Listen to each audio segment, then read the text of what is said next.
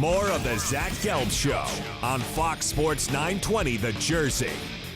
All right, welcome back in. 4:40 is the time in the Princeton Orthopedic Associates Studios, rocking and rolling on this Friday before the Memorial Day weekend. Fox Sports 920 The Jersey. Number as always, 609-919-9200.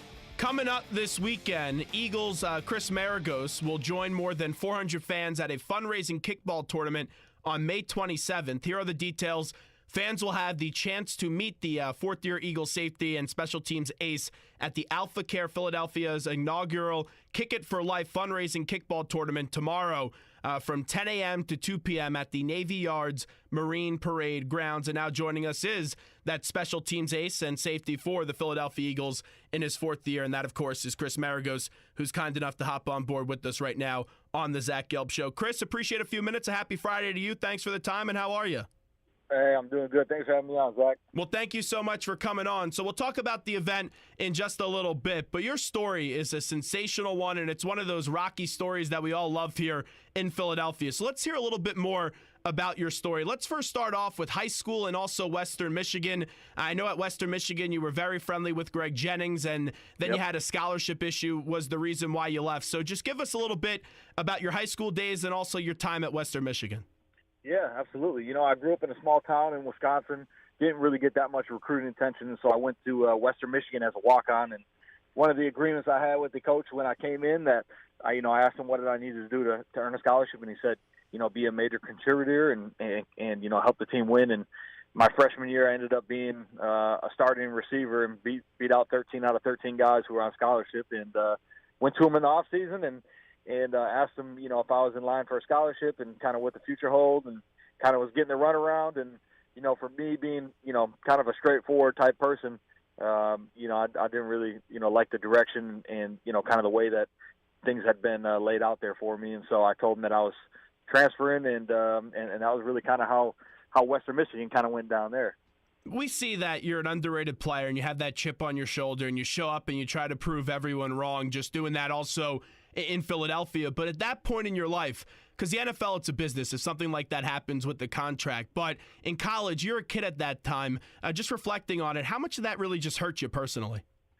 Oh, man, great question. A lot, because, for me, I feel like as a man, in my convictions personally is that when you tell somebody something, that's stronger than any contractual agreement that there is. And so for me, I was told very specifically something, and, for me, I went out and I worked for it. And, I put my teammates first, and I really helped to contribute to try to make the team better and did a good job of that, especially really early on in my career, and felt like I had a lot more promise, to continue to keep developing. And just it was just really unfortunate the way it kind of went out, and kind of the way things happened. And, when I was leaving, he when I told him I was transferring and kind of pushed the envelope, he's like, oh, well, if you stay, we got a scholarship available, for you here. And, I just explained to him, I said, for me, it's never been about the money. It's never been about the scholarship. It's never been about anything like that. It's been about doing things the right way, being a man of your word, and it's about validation and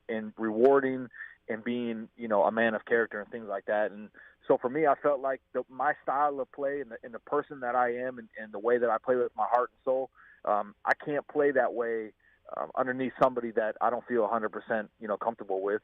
And that was my conviction, so I decided to transfer. Now, everything happens for a reason, and for you get to fulfill a dream when you go to Wisconsin, growing up in that area, knowing how important Wisconsin football is, and the way you got there was actually a bizarre one. Tell the listeners your story on your brother, actually, who was Bucky the Badger, and how you ended up playing for Wisconsin. Yeah, so when I transferred from Western Michigan, I was looking at either transferring down. I was going to go to a Division II school, Grand Valley State, that was national champions consecutively, at the Division II level. I wouldn't have had to sit out, but my dream was always to play at the Division I level, and I always was very confident in my abilities. And so for me, I was trying to figure out a way to get back to Wisconsin. And like you mentioned, my brother was the mascot, Bucky Badger there, and he knew one of the star players on the team by the name of Luke Swan. He was a former walk-on, and now he was a team captain, an all Big Ten selection, one of the best players on the team. And he reached out to him and asked if I would be willing to talk to him. And so I actually Facebooked him and sent him a Facebook message, and he replied to me and agreed to see my film. So I sent my film from college at Western Michigan to his house in Madison, and he liked it so much he showed the starting quarterback at the time, and the starting quarterback really liked it, and so they took it up to the head coach at Wisconsin, and he really loved it. Next thing I know, the head coach from the University of Wisconsin's called me, and he wants me to come on the team. So it's crazy. Chris, I'm telling you, this is going to be a movie one day. I just want to be an actor in the movie. That all right? Hey, that's cool. Let's do it. I'll play an offensive lineman. I'm a big guy. Chris Maragos with us right now on the Zach Gelb Show. When did you know that you could have success at the NFL, or maybe only even in college as well? At college, I would say probably after my second week of training camp, my freshman year. I really felt like, okay, I had evaluated what it was going to take for me to, really make it, and I counted the cost on what it was going to take from a standpoint for me to sacrifice what I needed to sacrifice to get it done, and I felt like I had success. The NFL, it took me a little bit longer. I would say probably more toward the end of my rookie year, for sure. At the beginning of my second year in the NFL, I knew that I could play in that league and I could contribute in a pretty special way. But more so, I would say, to be honest with you, I knew back when I was in high school that I'd be able to play at the highest level, because I always knew what I was about. I knew my level of ability. I knew my mental capacity. I knew, my work ethic and the things that I could do. And so for me, I was always confident, and I always knew the type of player I was, probably before other people realized it, and kind of had that inner confidence, ahead of time to even walk on at Western Michigan as well too. And we now know your story, of course, undrafted free agent. Then it continues. You go to San Francisco, then you get to Seattle, you win a Super Bowl, and then you end up in Philadelphia. But it seems like you always have that chip on your shoulder, and you're trying to always prove people wrong. And I got to cover Temple the last few years, and we've seen that with guys like a walk-on like Hassan Reddick, who went in the first round, or Tyler Medikevich, who ended up winning the Defensive Player of the Year. Just describe that mentality when you're an underdog and that chip that you carry around on your shoulder. I think the biggest thing is, obviously, from the stating the obvious that you want to prove people wrong. But for me, it was more about proving people right. There's so many people, take and give so much space to the lives of the people who don't think they can do it. And they spend so much time thinking and trying to prove those people wrong. For me, I flipped at it, and I always looked at it as, I'm going to prove the people who think I can do it right. My family, my friends, my closest companions, the people that supported me along the way, that believed in me from day one. For me, that was my desire, and that's really what put the chip on my shoulders to say, okay, there's all these people who don't believe what I can do, but you know what? There's a lot of people who really think I can do it and are supporting me, and for me, I'm going to prove them right. And so every day I went out there, and, I didn't sacrifice the gift that I had. I maximized every little thing that I could do. When I was in the off seasons, or when I was training, when I'm, taking my time to give my body a rest, I'm keeping my mind active. I'm thinking about running down on a kickoff. I'm thinking about all the little things that I can do to help my team win, to stay mentally, prepared, so that when I get back out there physically, it's like I've never left the field, the whole off season. And so I just keep wanting to build off of everything that I can do, and to be great, and have a desire that, can go out there and just, have something that people can be proud about, whether that's the fans of Philadelphia, which are tremendous, and the support that they give me, and the love that they show me, and the heart and soul that they have, of all the people in this city. And for me, just trying to represent that as well too, is, just giving my heart and soul in everything that I do. Chris Maragos with us right now. Coming up tomorrow, going to be this kickball event. And, of course, they're teaming up with AlphaCare. We'll get to that in a few minutes, as the Eagles safety and special teams ace is kind enough to join us on this Friday. Hey, Chris, this Eagles team, we know OTAs have started. What do you expect out of this Eagles bunch this year? Oh, man, it's going to be a fun year. You look at Carson Wentz and his development from year one to year two, which is drastically so much different. I mean, you think about him right now, the guy just got here. Now he's gone through a whole year, everything he knows in the NFL. I mean, where he's going to be able to start right now in the offseason from where he was, his first year is drastically different. So that's huge for our team. Obviously, the additions of Torrey Smith and Alshon Jeffrey and, LeGarrette Blount and, these guys on offense that we already have, supplemented with, the great guys that we have, as tight ends and receivers, and Darren Sproles and all these guys that, are already really great players. It's going to be fun on offense. It's going to be exciting to to see what happens there. And then, obviously the additions that we brought in on defense with this new pass rusher, with Chris Long, adding, the veteran leadership that he has and winning a Super Bowl and all that brings and helps the team. It's going to be a really fun year, and we're really excited about, getting out there and playing and put a good product on the field. I can't wait for week 1 up against the Redskins because I don't know if you saw this, but Josh Norman's already chirping about Alshon Jeffrey. We're getting so much anticipation building up, and it's only May, Chris. It's going to be fun. I think that's the most exciting part about it, man, is, we get to see all these great matchups with teams in our division and certain players and things like that. And, everybody's excited and sharpening their axe right now so that, we're ready to go out there and do what we need to do. Now, this is a voluntary period, OTAs, and you had some Eagle teammates not show up. How do the guys respond to that are there at the NovaCare Complex when their teammates don't show up? Yeah, good question. I think for us, we go out there and just try to put our best foot forward every day, and who's ever there working out, we're building with. We know that the guys who aren't there for whatever the reasons are, I'm not really sure what each guy's, individual things are for them personally, but we know that they'll be ready. We know that they have a commitment, and, we know that they're going to hold up their end of the bargain, and, we're excited to get together and put it all together for sure. Will the leaders in that locker room maybe call up like a Fletcher or Jason Peters, guys that are leaders as well, and just say, hey, everything all right? Where you guys at? Like, do something like that? Because usually those guys are hardworking players. Oh, for sure. Yeah. I mean, the cool thing is we got a really great locker room of guys. And so guys are in constant communication with each other. Guys are talking to each other. Guys are there's a lot of fluid conversations going. And again, there's certain guys that are around for, different reasons. I know Donnie Jones, he's got kids that are in elementary school and he doesn't get around with them that much. And so, you see him being with his family, everybody's got something kind of different. And so, again, you just, you trust everybody's professional and they're going about their business the right way to, be able to help our team and be there when we need them. Chris Maragos with us right now on the Zach Gelb Show. Hey, we see you making plays each and every Sunday and then sometimes also into Monday on the special teams. That special teams unit by Coach Dave Phipp, one of the best in the league, and I know you'll probably say the best in the league. What about it is that special teams unit? Because for the last few years, that's been one of the more impressive units in football. Yeah, it's been fun. It's been so fun to be a part of, and to have the opportunity to play alongside of those guys and play underneath Coach Phipp. It really starts with Coach Phipp and just the mentality that he brings. His ability to assemble guys to lead us and to put together a good game plan every week. He's very good at putting guys in positions that really suit their strengths on the field really well, and it's just really been great for us. And then I get to play with some really great players like Najee Good, Trey Burton, Donnie Jones, Darren Sproles, John Dorenbos. The list goes on of just all the guys that we're playing with that are just tremendous special teams players that take it serious, that sacrifice for one another, that are very unselfish. And, for me, it's so fun and it's always encouraging me and sharpening me and pushing me to be as great as I can be and to give those guys everything that I got too. And so it's just so much fun, man, to be a part of it. And, we've had a lot of success. And at the end of the day, we're just trying to help our team win games and put our defense in really good situations to, get the quarterbacks backed up and give short fields for our offense so that they can put points on the board for sure.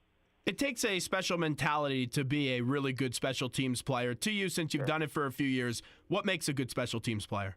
Yeah, I think, there's a few things. It takes a great mentality. You got to be able to want it more than the next guy. It's very, you would think about, just running down on kickoff. I'm just going to, kind of run down here and just do this. There's a lot of, really intricate details, at the position and, every phase of the units, whether it's punt, kickoff return, punt return, whatever it might be. There's very, very specialized things, that are very, very unique to the success of everybody. And so, being able to really master those things, and then having great athleticism and great speed. You got to be able to run down the field and to cover guys and to flip your hips and do things like that. And it's really, in my opinion, just the complete football player. Watching guys be able to make all the movements that you need to make on the field and make all the plays and tackles you need to make. Hey, I have to ask you this because it's a big story going around Philadelphia today. It's actually a national story. Your former football coach with the Eagles and Chip Kelly is joining ESPN. How about Chipper joining ESPN as a broadcaster? Oh man, it's gonna be fun to watch. I'll be watching, staying tuned for him for sure. I think he's got a pretty interesting take on things because he's coached at the college level and the NFL level, and both of those different levels are so much different. So the college game is so much different than the pro game. So I think he'll be able to give some good insight to to fans and from people. Just as guys transition. The college game, what everybody's expecting there, how guys are going to translate to the NFL, stuff like that. So it'll be fun to watch.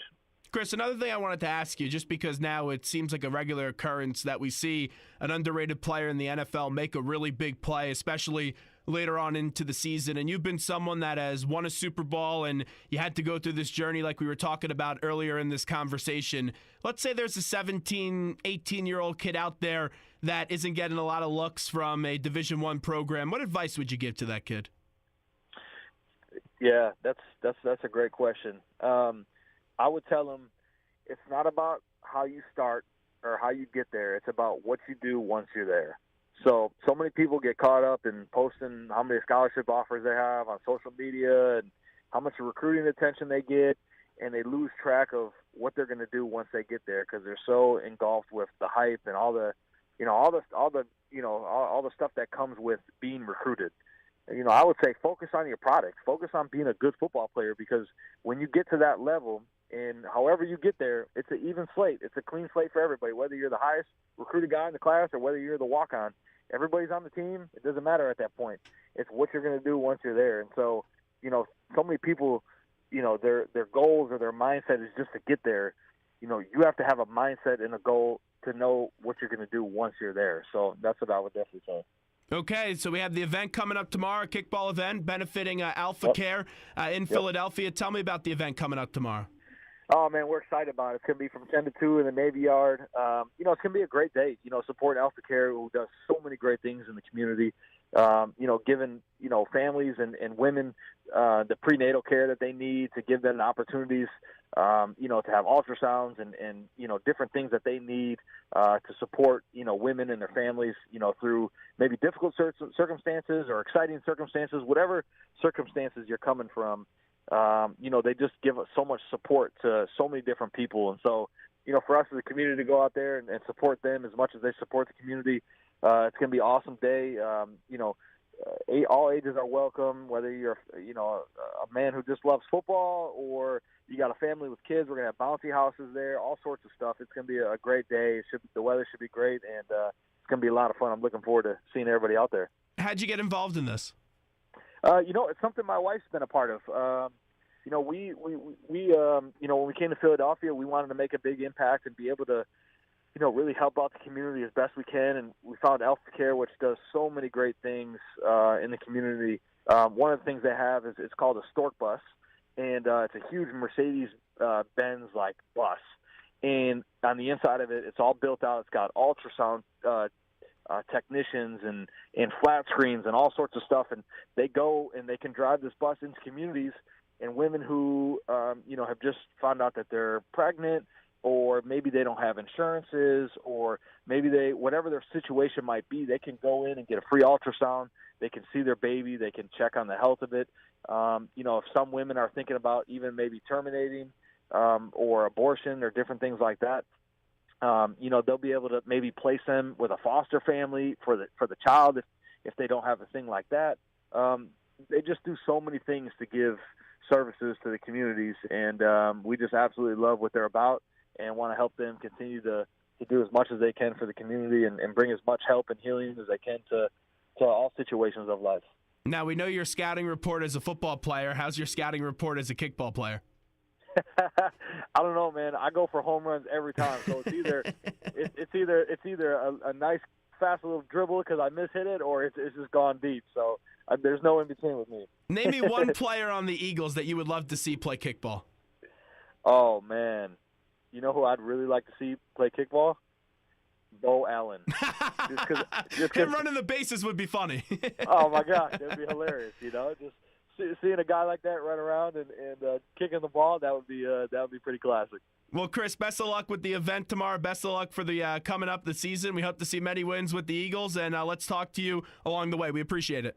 Sounds great. Thanks, Zach. Thanks for having me on. Thank you so much. There's Chris Maragos joining us on the Zach Gelb Show, Fox Sports 920 The Jersey. Once again, the event will be tomorrow, and you can meet Chris, and there's going to be he's going to meet over 400 fans tomorrow at this fundraising kickball tournament. That will be tomorrow from 10 a.m. to 2 p.m. at the Navy Yards Marine Parade Ground, and it's all for Alpha Care in Philadelphia, which has been open since 1981, and they have served over 16,000 Philadelphia families with free health care, including free ultrasounds, pregnancy testing, as well as educating and material assistance for women. So that's what you got right now, and that's the event coming up this weekend. 609-919-9200. This is the Zach Gelb Show, Fox Sports 920 The Jersey. 5 o'clock straight up. You're listening to Fox Sports 920 The Jersey, WNJE, Trenton, Philadelphia. Hour number 1, put it in the books. We'll come back. We'll talk about Chip Kelly becoming a broadcaster, which is very ironic. We'll also get into the poll question. What do you think will last longer in terms of games, since Goldie gave us a little bit of a hiccup in our poll question, the NBA Finals or the Stanley Cup Final? Coming up at 5:15, the Hit King himself, Pete Rose, will join us on the Zach Gelb Show, Fox Sports 920 The Jersey.